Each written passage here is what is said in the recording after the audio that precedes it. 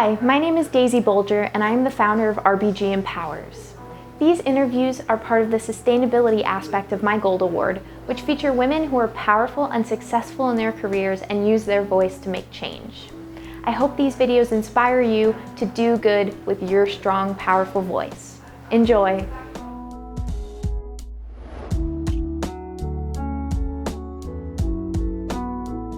So you can tell everybody your name, describe your profession a little bit and the path it took you to get there, and what interests or passions did you have at the beginning of your career that inspired you to take this path? Hi, I'm Gail Gove. My profession is I am the general counsel of NBCUniversal News Group. And in that capacity, I oversee a team of lawyers that provide media law support to all of our newsrooms, and also the business lawyers who help do deals and get the contracts done so that we can keep our business going. In terms of my interests that sort of led me to this point, I really wanted to be a civil rights lawyer, actually. And I started out as a civil rights lawyer, and that was my focus all the way through law school. And I started out at the American Civil Liberties Union. And then I went and clerked for a judge, Chief Justice Constance Baker Motley in the Southern District of New York.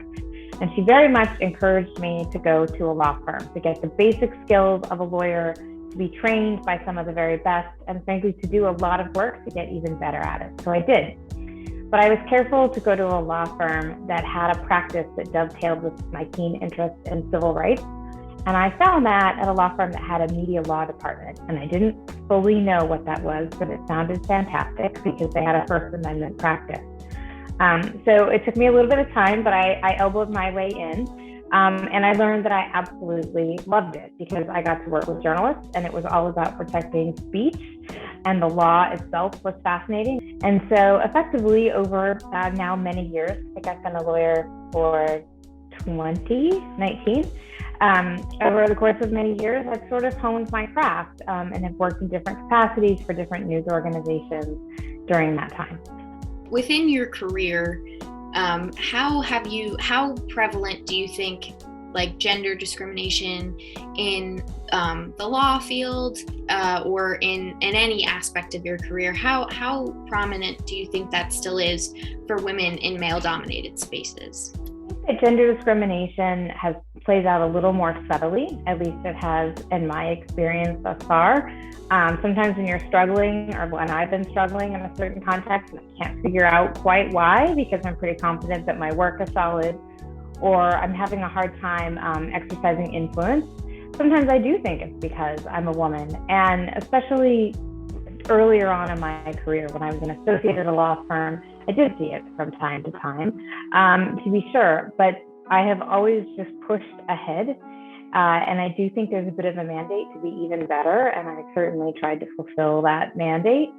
And one of the things that we can do is support each other as women and also not emulate the kind of behavior that we want to eradicate. So it's still there. It's just more subtle, which can make it's still just as insidious in some ways. It's harder to combat because it's harder to see, but you feel it. Have you faced any doubt or adversity within your field due to your gender, and how have you overcome this? I can't say that I have explicitly experienced any doubt in my field as a woman. There will be times when I'm in a meeting and I'm the only woman there, and I might notice and I might not. But I can't say that I have experienced it that way, which makes me incredibly fortunate for all of the women who came before me to pave that path. I'm certain that it's happened, but if I stay very focused on what I'm trying to accomplish, I think I've largely been successful in that endeavor. And the times I haven't, it's possible that I wasn't at my very best. So I'm sure that it's been the case, maybe even more than I've been willing to admit to myself. But my goal has sort of consistently been to just push through. How do you think you have changed or evolved your position and general field of interest or work as a woman in maybe a space that was previously very male-dominated? I think that I am very mindful of the way that gender and race and class play out, especially in a work setting. And the more experience I get in my career, the more careful I am to navigate that so that other people can be heard.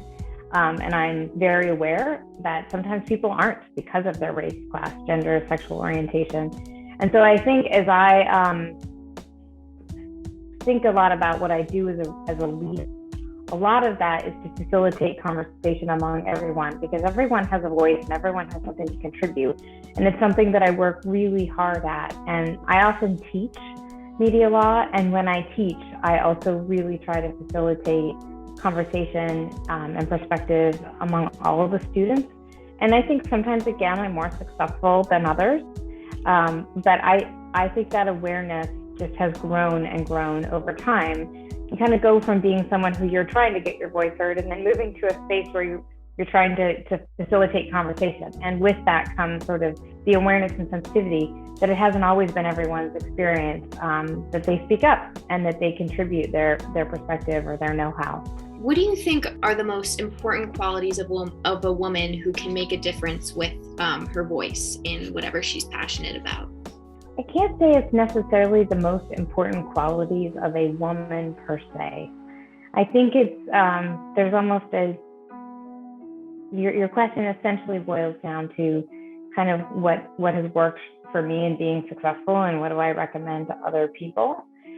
And in terms of women specifically, I can't say it's necessarily that different than it is for others. I do think knowing what you love and pursuing that thoughtfully is incredibly important. I think listening to the people who are helping you get there and who are supportive is immeasurably valuable. And I have, the single most important thing for me has always been to have incredible mentors.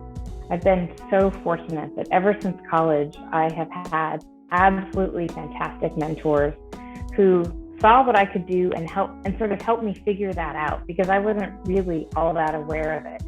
I think it wasn't until I went to college and I had an absolutely outstanding professor who really did start to give me the building blocks of my whole career. And everything that I do now is a lot of what I learned from one professor 20 some odd years ago. And I think finding those mentors and holding on to them and really caring about them and reciprocating as much as possible has been one of the things that I can't recommend that enough. And sometimes it takes a while to find those people. And I have been incredibly fortunate to have found them at various stages in my career along the way. And they're still important to me. I guess I'm sort of maybe mid-career, but I continue to find the people who are my mentors to be incredibly valued, and just I have nothing but gratitude for everything that they've done.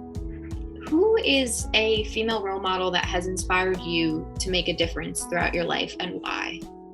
I mean, it's RBG, so it's perfect for you're interviewing me for this. I mean, she was such a phenomenal lawyer, and she made such a huge difference in the history of the law and for the benefit of women in this country. I mean, just not only in the law that she changed, which in and of itself is incredible, but also in who she was and in the advancement of her own career.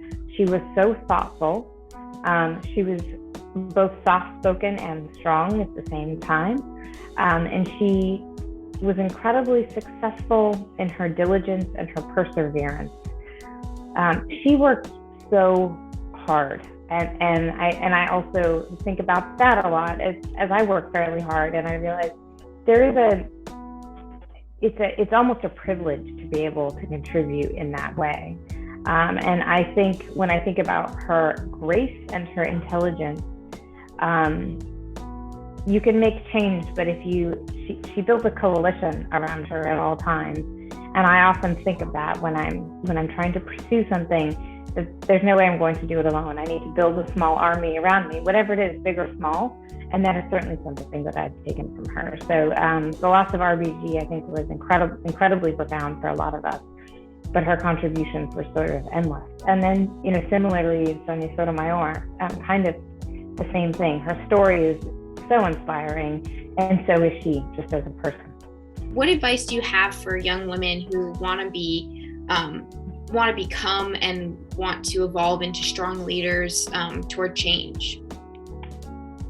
It's going to sound a little old school, but truly I worked really hard. I don't consider myself to be smarter than the average person. I just worked really hard and I had to try. I think it comes naturally for some people. I am not that fortunate. I think working hard, finding the people who boost you. I would say that sometimes I wish I had taken more time to just stop and enjoy life. That is still remains a struggle.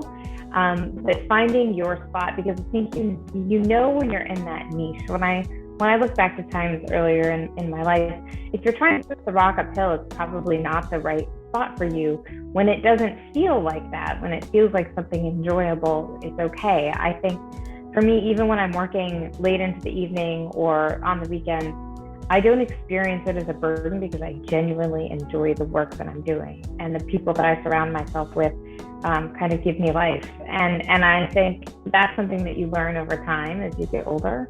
But finding something where you enjoy what is considered work is sort of precious.